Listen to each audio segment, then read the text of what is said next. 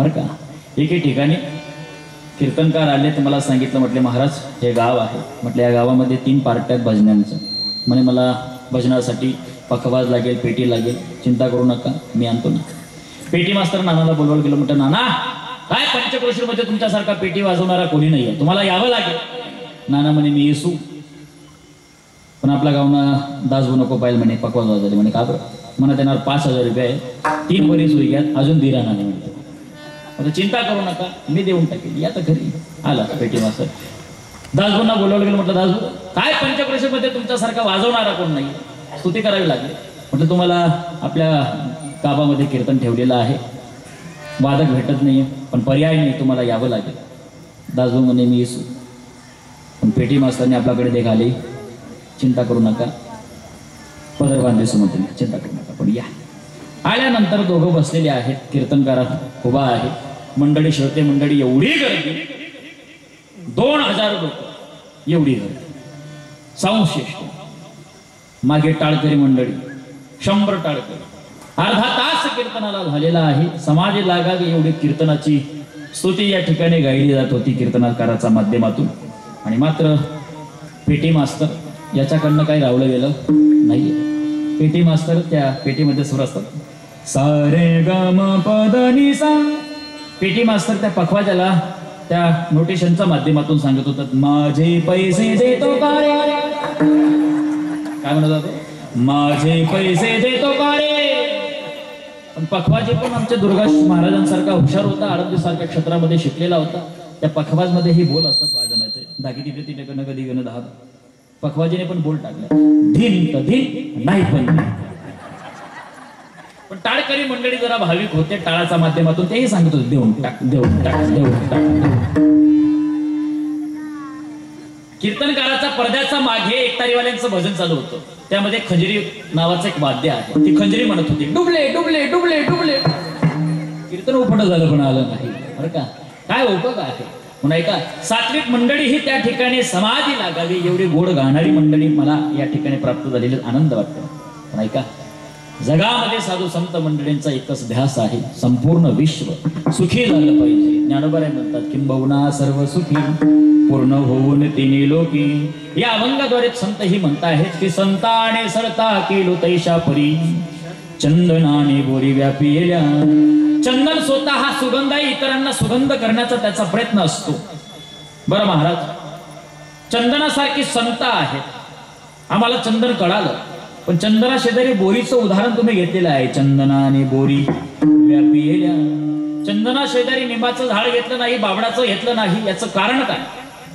तर या जगामध्ये, या सृष्टीमध्ये बोरी इतकं विचित्र झाड जगाचा पटर कुठे सापडणार नाही. चला बोर तोडायला जाऊ आपण. त्या बोरीला 2 काटे आहेत, एक वाकडा काटा आणि एक सरळ काटा. तो वाकडा काटा म्हणतो, अहो जरा थांबा ना, चहा पाणी तरी घ्या ना. तो जो सरळ काटा असतो ना, हे वाकडा बोललो यंदा लग्न करायला सरळ बघा. अशी परिस्थिती या समाजामध्ये, दोन्ही दिसती सारखी वर्म जाणे तो पारखी. संत ही दिसायला सारखी आहे आणि माणसंही दिसायला सारखी आहे, पण वर्म जाणणारा पारखी पाहिजे. कीर्तनकार 2 तासामध्ये काय ज्ञानाच्या गोष्टी गप्पा मारत असेल याला महत्व नाही, पण 24 तासामध्ये त्याचे 22 तास तो काय करतोय हे जरा निरखून पाहण्याची गोष्ट झालेली आहे, नाही का. अकबर बादशाने खडी साखरेचा खळा घेतलेला आहे आणि सोनाराला सांगितलं, म्हटलं सोनार दादा, अगदी ओरिजिनल हिऱ्यासारखा या खड्याला आकार तुम्हाला देता येईल. सोनार होता, अगदी आठवड्यामध्ये ओरिजिनल हिऱ्यासारखा आकार त्या खडी साखरेचा खड्याला दिलेला आहे. आता राजाला पारखता आला नाही, राजाने तबाकीत घेतला, तबाकीमध्ये 2 हिरे, राज दरबारामध्ये ठेवलेले तबाक, त्या तबाकीमध्ये 2 हिरे आहेत. संपूर्ण प्रजा मंडळी होती, म्हटले बघा मध्यभागी मी जी तबाक ठेवली त्या तबाकीमध्ये 2 हिरे आहेत, यामध्ये खडी साखरेचा हिरा आहे. तबाकीमध्ये 2 हिरे ठेवले, राज दरबार भरलेला आहे. प्रजेला सांगण्यात आलेलं आहे, बघा तुमच्या समोर मध्यभागी एक तबाक ठेवली, त्या तबाकीमध्ये 2 हिरे आहेत, त्यामध्ये खडी साखरेचा खड्यातला हिरा आहे आणि एक ओरिजिनल हिरा आहे. जो मला खडी साखरेचा खडा निवडून देईल, हिरा निवडून देईल, त्याला मी अर्ध राज्य बक्षीस दिल्याशिवाय राहणार नाही. पण ऐका, खडी साखरचा न निवडता मला जर ओरिजिनल हिरा तुम्ही निवडून दिलात, मी तुम्हाला तुरुंगात टाकल्याशिवाय राहणार नाही. आता प्रजेला घाम सुटला, प्रजा मंडळी खाली बसलेली आहे. 2 वाजेची सभा घेतलेली आहे, 4 वाजले, करायचं काय? पण बिरबल नावाचा चतुर व्यक्ती त्याने हात वरती केला, म्हटले जहापणा त्याचं उत्तर मी दिले तर चालेल? म्हटले या समोर. तबाकीजवळ बिरबल येतो. 10-15 मिनिटं त्याने विचार केलेला आहे. विचार केल्यानंतर बरोबर खडी साखरेचा खडा त्याने आणला आणि अकबर बादशाह जवळ हातावर दिलेला आहे. अकबर बादशाह म्हटले वा बिरबल, तुला 100 तोफांची सलामी आहे.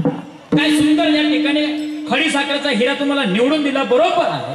पण हे गणित मला लावता आलं नाही. हे गणित तू कसं काय लावलं? बिरबल म्हणाला सोपं होतं. मी 15 मिनिटं त्या तबाकीकडे पाहत राहिलो आणि या खडी साखरेचा खड्याचं हिऱ्यावर माशी भुणभुण करत होते. तेव्हा मला कळालं की हा खडी साखरेचा हिरा असावा, नाही का? दोन्ही दिसती सारखी, वर्म जाणे तो पारखी. आतापर्यंत साधू संत मंडळी हेच सांगत आलेत की बाबा, जीवनामध्ये संत पारखण्याची गोष्ट आहे आणि जर ही गोष्ट जर तुम्ही केली नाही जीवनामध्ये तर आपला जन्म वाया जाणार आहे. मग हा देह वाया जाणार आहे. आपल्याला काकड्याच्या माध्यमातून सांगितलं, नरदेह दुर्लभ जाणार, 100 वर्षाची गणना, त्यामध्ये दुःख यातना तुम्ही आठवा मधुसूदना. ज्ञानोबा हरिपाठामध्ये म्हणतायत, हरिमुखे म्हणा पुण्याची गणना कोण करी. नाथ महाराज पिंगळाच्या माध्यमातून अर्थात वासुदेवाच्या माध्यमातून आपल्याला सावध करता आहेत. हे जरी ऐकाल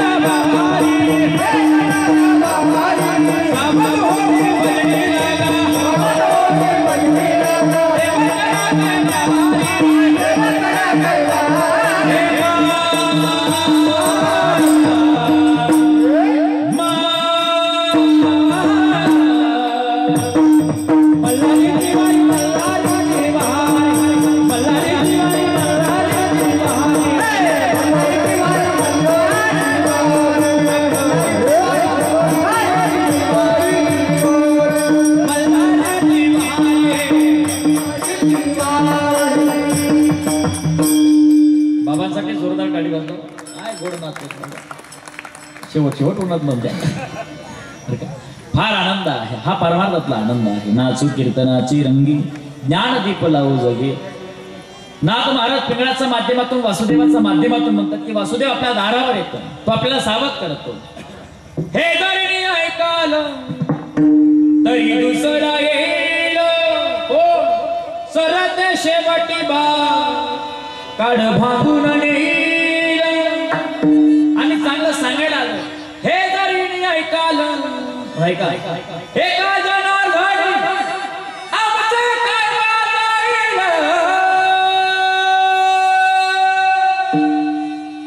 पिंगळा महाद्वारी बोल बोलत देखा पिंगळा महाद्वार. सावध व्हा सर्व सुखाची आशा जन्म गेला. आपण आता सुख मिळेल तेव्हा सुख मिळेल पण या संसारात सुख नाही. म्हणून चंदनाने बोरी व्यापेल्या की चला साधू संत मंडळी म्हणतात की चला परमार्थाचा वाटेवर येऊ. तुका म्हणे चला हेची वाटे पांडुरंग भेटे भरोसेनी. संतांचा स्वभाव आहे कोणाचे गुण बघत नाही कोणाचे दोष बघत नाही. खटनट यावे शुद्ध होऊन जावे किंवा यारे याने राहण थोर या ती भलती येणारी नर. आपल्याला देव दाखवण्याचा प्रयत्न केलेला की बाबा ही जी सृष्टी आहे ना ही सृष्टी म्हणजे एक जाता आहे आणि या जात्याचा एक खुंटा म्हणजे तो ईश्वर आहे. उत्तराखंडातील मुसलमान समाजाचे संत कबीरजी एका गलीतून जात असताना एका बाईला दळत असताना बघतायत नाही बघता बघता कबीरजी रडतायत म्हणू लागले चलती चक्की देखकर दिया बिना दो बैठक के बीच में साबित बचाना तो कबीरा साबित बचाना तो. तेवढ्यात मागून त्यांचे चिरंजीव कमाल देतात बोले पिताजी आप दूर हो रहे हो. बोले बेटा उस औरत को चक्की घुमाते हुए देख रहा है. बोले हाँ वैसे संसार की चक्की वो आदि माया घुमा रही है. बोले पिताजी उसमें रोने की क्या बात है. बोले बेटा वो जो औरत अनाज डाली है उस अनाज के तरह तू और मैं इस जगत के सभी लोग आटे के जैसे पीसे जा रहे हैं.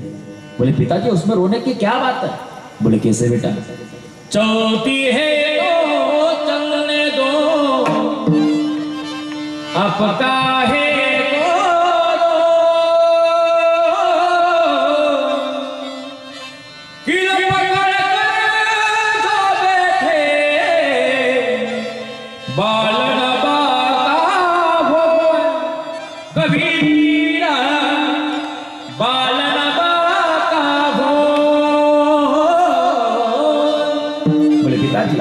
जो किल पकड़ कर बैठा है जो भगवान के पास है जो भगवान की नित्य पूजा अर्चना कर रहा हो उसका कोई नहीं बाल बाका कर सकता.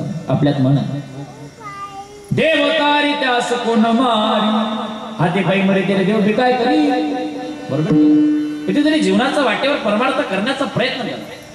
म्हणून साधू संत मंडळी आपल्याला परमार्थाचा वाटेवर घेऊन येत चालताय की चला बाबा परमार्थ करा. पण कसा कीर्तन मध्यकाळी आलं की विठोबारात पैसे भजन घ्यावं लागतं. तत्पूर्वी महिला मंडळ 2 मिनिटं माझा मागे भजन म्हणतील. महिला मंडळांचं झालं की पुरुष मंडळ माझा मागे भजन म्हणतील. चालेल ना म्हणणार ना भजन म्हणणार ना.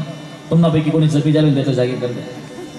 महिला मंडळ तुम्ही जपण पद्धत बघती बरं जप लागायला लागली पत्र टाकलो जप करते. भजन बाई सांगायचं माहिती नाही ना बेळायला सांगू चाल देवा मी डोळ्याला नाही किरण असं होता कामा नाही. एका तालात एका ठेक्यात एका स्वरामध्ये आपल्याला भजन करायचं आहे.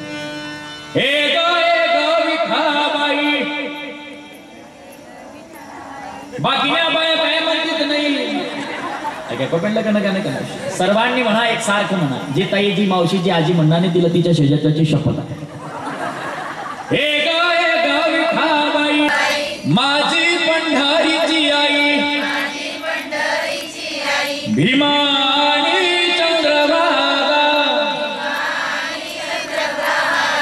तुझ्या चरणाच्या गंगा नवर्धन बाप घोडवणा बापरी इकडे काय आपण आवरत होत मी नवर्धन बाप घोडवणा ते पाठाती पटपट बिडतो घोडवणा.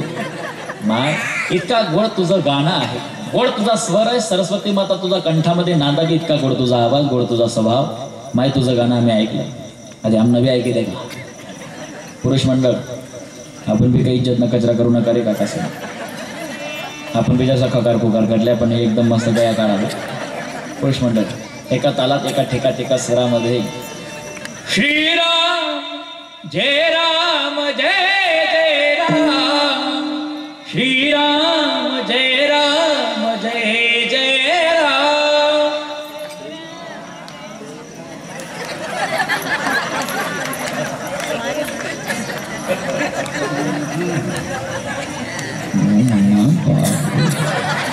दोरल्या आधी पाचशे लागल्या काय आवाज महिला मंडळांचा. आपला तो व्होल्टेज कमी असं होत ऐका. मी वयाच्या 14 वर्षापासून कीर्तन करतो. किती ही सर्व मंडळी जाणकार आहेत, जाणता आहेत, मला माहिती आहे. मी यांच्यातून लहानाचा मोठा झालो आहे.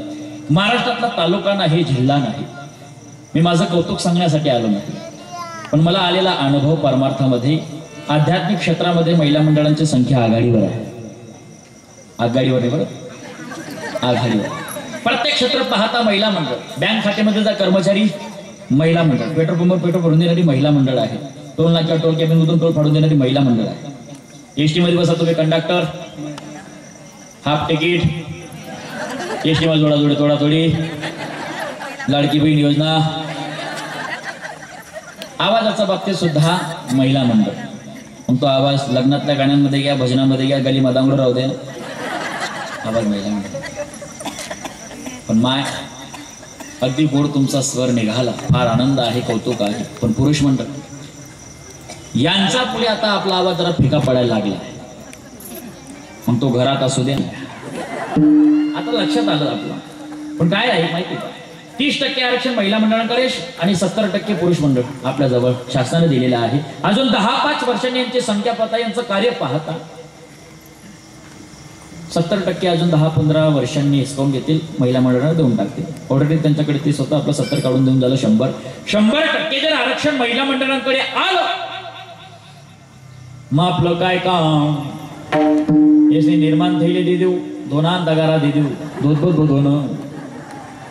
कसं गुलू गुला असेल तुम्ही. वा पुरुष मंडळ असं होता कामा नाही. हात वरती करा, करा हात वरती. पुरुष मंडळ, पुरुष मंडळ हात वरती करा, दोघं हात वरती.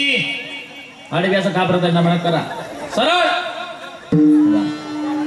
अजून 10-12 दिवसांनी मला यायचं आहे. या स्वराज्य ग्रुपला मला भेट द्यायची आहे. मला वाटलं 10 दिवसानंतर तो सांगितलं तुम्ही हात खाली करावा. यस मी किती हात खाली करेल, करा हात वरती.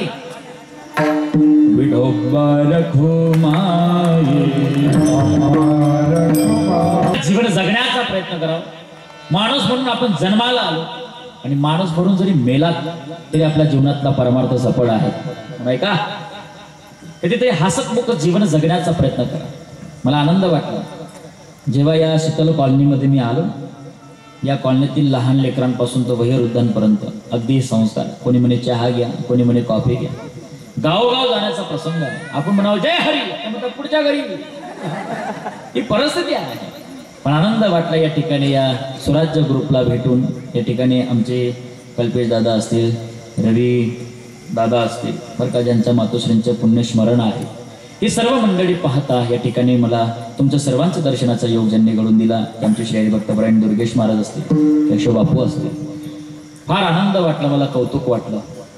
काय सुंदर या ठिकाणी डेकोरेशन आहे, सुंदर लाइटिंगची व्यवस्था, आनंद आहे. ऐका, परमार्थ मोजका करता आला पण ऐका असा थाटात करता यावा, मला आनंद वाटला. म्हणून स्वराज्य ग्रुपसाठी जोरदार गाडी वाजवायची आहे.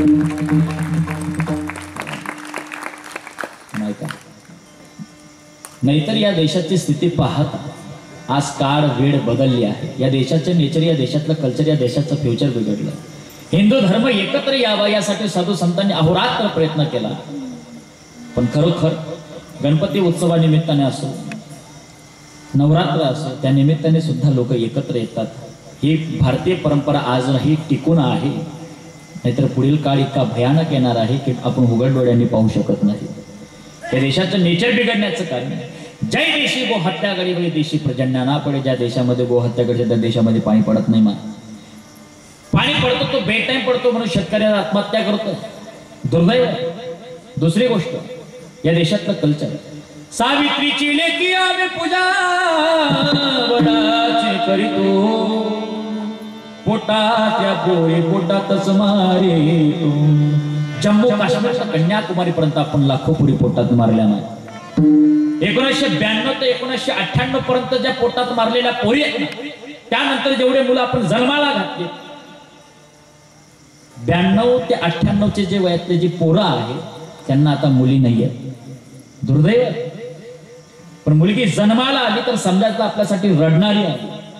बापाचं किंवा मायचं घरात प्रेत पडलेलं आहे, भर चौकातून गाडीतून उतरल्या जी हंबरडा पडते ना, समजायचं त्या बापाची नाही तर त्या मायची ती लेक आहे. म्हणून मुलगी जन्माला आली समजायचं आपल्यासाठी रडणारी आहे. मुलगा जर जन्माला आला समजले आपले शिरगावणारी लागणं काळ वाईट आहे. लेकरं जन्माला घालायचं असेल तर राजा छत्रपती शिवाजी महाराजांचा आदर्श म्हणून जन्माला घाला. स्वामी विवेकानंद जन्माला घाला. म्हणून या देशातलं फ्युचर, ज्या बापाने 2 कोटीचा बंगला बांधावा त्या बापाची खाट त्या गॅलरीमध्ये पडावी, इतकं दुर्दैव या देशाचं. म्हणून ऐका, मुली जन्माला येईल. ती मुलगी, एका डॉक्टरने इतकी सुंदर कविता केली. ती मुलगी म्हणते त्या आईला पोटात असून, म्हटले माय हे जसं तू जग पाहिलं ना तसं जग मलाही बघू दे ना माय. नहो महिने 9 दिवसा ओ झाली जग भगण्याची घाट, वंशाचा दिवा पाय नको पंक्ती उद्या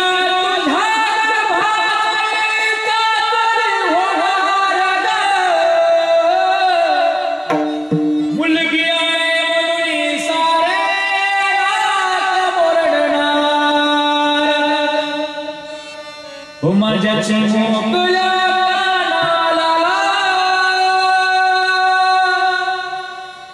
तुझी तुझी बुजे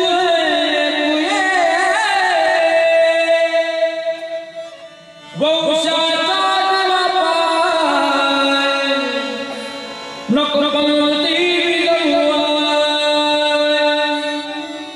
वंशाचा दिवा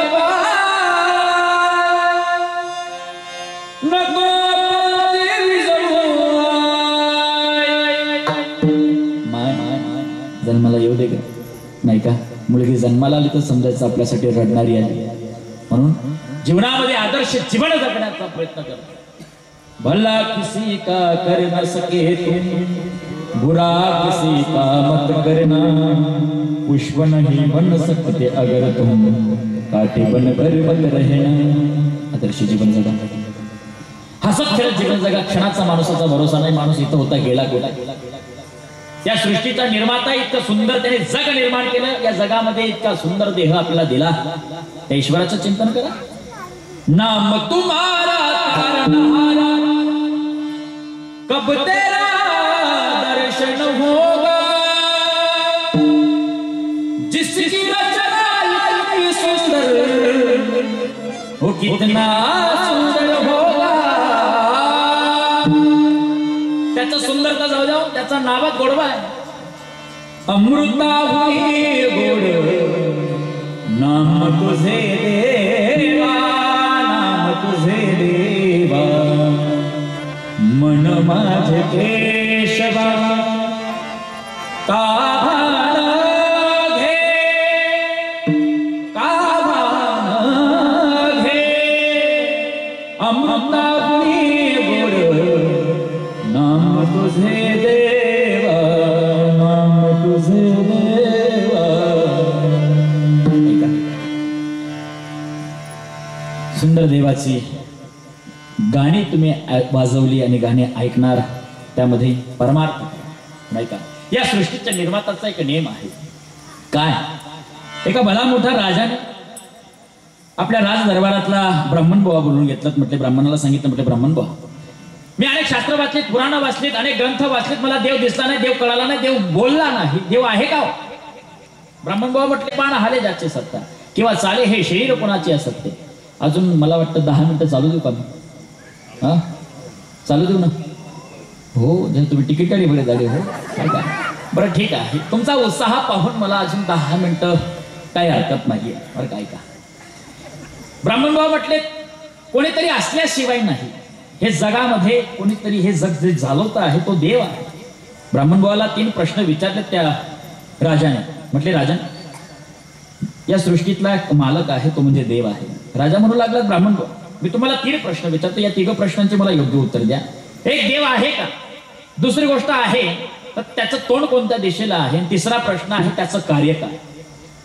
ब्राह्मणभाऊ म्हटले, तुम्ही अनेक शास्त्र वाचले, पुराण वाचले, आयुष्य गेलं तुमचं, आणि मी तुम्हाला अगदी समर्पक उत्तर देऊ कसं? मला जरा आठवडा द्या. ठीक आहे, आठवड्याने तुम्ही मला राजसभेमध्ये राजदरबार मी भरवणार आहे. त्या राजदरबारामध्ये मी तुम्हाला प्रश्न विचारेल, तुम्ही मला योग्य प्रश्नाचे उत्तर द्या, आणि तुम्हाला देता नाही आले तर मी तुम्हाला तुरुंगात टाकेल. म्हटले चालेल. अटक शक्ती त्या ठिकाणी मान्य झालं. ब्राह्मणभाऊ घरी आला. ब्राह्मणभाऊ घरी आल्याबरोबर 3 दिवसापासून अर्धी भाकर कमी झाली होती. उदास चेहरा होता, आणि बापाचा पडका चेहरा 7-8 वर्षाची लेकीने पाहिला. नाही का, बापाचं आणि मुलीचं अतूट नातं आहे. बाप दुःखात आहे का सुखात आहे हा चेहरा ओळखण्याची ताकद फक्त लेकमध्ये आहे, मुलगीमध्ये. त्या मुलीने पाहिलं, बापाचा पडका चेहरा आहे, अर्धी भाकर कमी झाली. बापाचा हनवटीला तिने हात लावला. म्हटले, बाबा तुम्हाला कोणी काही बोललं का? म्हटले, नाही बेटा. म्हटले, नाही नाही बाबा, तुम्हाला मला सांगावं लागेल, अर्धी भाकर कमी झाली तुमची, काय चिंतेत आहात तुम्ही? बाल हट्ट होता म्हणून बाबाला सांगावं लागले. कौतुकाची लेख होती. म्हटले, राजा, मला आपल्या नगरीतल्या राजाने मला 3 प्रश्न विचारले आहेत. एक, देव आहे का? दुसरी गोष्ट आहे तर त्याचं तोंड कोणत्या दिशेला आणि त्याचं कार्य काय? म्हटले, बाबा मुलगी हुशार होती, एवढी सोपं प्रश्नांची उत्तर मी दिली तर चालेल? म्हटले, नको बेटा, या प्रश्नांची उत्तर तुला राज दरबारामध्ये सभेमध्ये देता नाही आले की राजा तुला तुरुंगात टाकेल. मुलगी हुशार होती. म्हटले, बाबा 17 वर्षाच्या वयोगटातल्या आध्या पोरांना शासनाला अधिकार नाही म्हटलं की ते तुरुंगात लेकरं टाकतील. म्हटले, जा तुम्ही सांगून या. गडी सोडून राजा दरबारामध्ये ब्राह्मणभाऊ आला. राजाला सांगितलं. म्हटले, राजन, तुम्ही दिलेले 3 प्रश्न, या 3 प्रश्नांची उत्तर माझे चिमुकले लेकीने दिले तर चालेल? ब्राह्मणभाऊ म्हटले, चालेल का? राजा म्हटले, ठीक आहे, घरातला कोणीही मेंबर असो, पण मला उत्तर अगदी योग्य पाहिजे. उत्तर मला चुकीचं मिळालं मी तुम्हाला तुरुंगात टाकेल. म्हटलं, चालेल. आणि तो दिवस आलेला आहे. आठवड्यातला प्रश्नाचं उत्तर मुलगी ती म्हणून राज दरबार भरलेला होता. राजा राजसिंहासनावर बसलेला, मध्य भागामध्ये मुलीला उभं केलं. अगदी विद्वान मंडळी समोर उभे केलेले आहेत. मुलीलाही उभं केलेलं आहे मध्यभागी. राजा राज दरबारावर त्या ठिकाणी सिंहासनावर बसून प्रश्न करतो. म्हटले, बेटा सांग, माझ्या पहिल्या प्रश्नाचं उत्तर दे, देव आहे का? ती मुलगी म्हटले, राजन जरा दुधाचा ग्लास मागवतात. आता राजा बोले, दरा. शिपायांनी त्वरित दुधाचा ग्लास मागवून दिला, लेकीच्या हातात दिला. आता ती मुलगी दुधामध्ये दही तूप लोणी शोधत होती. खरं सांगा, दही तूप लोणी शोधता येईल का दुधामध्ये? ब्राह्मणभावाने 15 मिनिटं वाट पाहिली. त्या लेकीला सांगितलं. म्हटले, बेटा काय करते त्या दुधासोबत? म्हटले, राजन मी या दुधामध्ये दही तूप लोणी शोधण्याचा प्रयत्न करते. म्हटले, बेटा तुझं डोकं फिरलं का? म्हटले, काय? या दुधाला काहीतरी प्रक्रिया करावी लागेल, त्याला तापवावं लागेल, नाहीतर मंथन करावं लागेल, तेव्हा दही तूप लोणी मिळवता येईल. म्हटले, राजन जसं या दुधाला काहीतरी प्रक्रिया केल्याशिवाय मिळवता येणार नाही, तसं माझा देवाला काहीतरी साधनेशिवाय प्राप्त करता येणार नाही, म्हणून देव आहे. म्हटले, वा बेटा वा, काय प्रथम पहिल्या प्रश्नाचं उत्तर दिलेलं आहे. राजाने राज दरबारामध्ये टाळी वाजवली आणि संपूर्ण प्रजापती मंडळींनी सगळ्यांनी टाळी वाजवलेली आहे. म्हटले, बेटा सांग, माझं दुसऱ्या प्रश्नाचं उत्तर दे, देव आहे तर त्याचं तोंड कोणत्या दिशेला आहे सांग. म्हटले, राजन जरा दिवा मागवता. शिपाईने दिवा दिला. दिव्याची ज्योत पोरीने पेटवली आहे. ती मुलगी म्हटले, राजन तुमच्या प्रश्नाचं उत्तर मी देण्या अगोदर माझ्या प्रश्नाचं एक उत्तर द्या. या दिव्याची ज्योत मी जी पेटवली आहे, या ज्योतीचं तोंड कोणत्या दिशेला तेवढं मला सांगा. म्हटले, राजन म्हणू लागलात. म्हटले, बेटा तू या दिव्याची ज्योत जी लावलेली आहे, या ज्योतीचं तोंड तर 10 दिशाला व्यापक आहे. म्हटले, राजन जसं या ज्योतीचं तोंड 10 दिशाला व्यापक आहे, तसा माझा देव विठ्ठल जडी स्थळी वरला, रीता ठाव नाही उरला. सर्वागती राम देहा दे एक, तो तुमच्यात आहे, तो माझ्यात आहे, तो खाली आहे, तो वरती आहे, भक्त प्रल्हादासाठी तो खांब्यात आहे. म्हटले, वा बेटा वा. म्हटले, सांग, माझा तिसऱ्या प्रश्नाचं उत्तर राहिलेला. ती मुलगी हुशार होती. म्हटले, राजन प्रश्न करणारा हा मोठा नसतो, पण तरी देखील आमच्या नगरीतला तुम्ही राजा आहात, तुमच्या राजसिंहासनावर मला बसा वाटतंय. राजा म्हणू लागला, बेटा तुझं कौतुक करावं तेवढं थोडा. एवढ्या सभेमध्ये विद्वान लोकांमध्ये पटापटा प्रश्नाचं उत्तर देते, अगदी पटवून देते, तुझं कौतुक करावं तेवढं थोडं आहे. राजाने तिला कडेवर घेतलं, आपल्या राजसिंहासनावर बसवला. राजाने स्वतःच्या डोक्यावरचा मुकुट काढला, मुलीचा डोक्यावर ठेवला. राजा मात्र तिचा जागेवर आला आणि मुलीला राजसिंहासनावर बसवलेलं आहे. आता राजा खाली उतरून सांगतोय, म्हटले बेटा सांग, माझ्या तिसऱ्या प्रश्नाचं उत्तर दे. म्हटले काय राजन? देवाचं कार्य काय, देव काय करतो? ती मुलगी म्हटले, राजन तुम्ही अजून लक्षात घेतलं नाही. म्हटले काय? देव हेच करतो. म्हणे काय करतो? म्हणे खालचा वरती करतो आणि वरचा तुका म्हणे आले समर्थाचे म्हण, तुका म्हणे आले